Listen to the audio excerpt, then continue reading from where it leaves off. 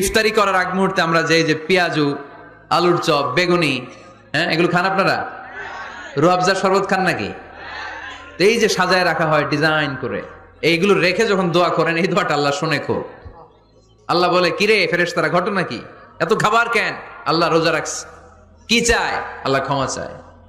তো খায় না যে তৃষ্ণার, তো আল্লাহ আপনার ভয়। আমারা দেখছে না, আল্লাহ আপনারা দেখে নাই। জান্নাত দেখে নাই, আমার জাহান্নাম দেখেছে আল্লাহ কিন্তু জানে। তারপরে ফেরেশতাদের মুখ থেকে বের করা হবে। সুবহানাল্লাহ পড়ে। আমার জাহান্নাম দেখেছি কিনা বলো। ফেরেশতারা বলে, না, জাহান্নাম দেখে নাই। আমার জান্নাত দেখেছে কিনা বলো। জান্নাতও দেখে নাই, কিছুই দেখে নাই, আপনারও দেখে নাই। আল্লাহ এবার খুশি হয়ে যাবে।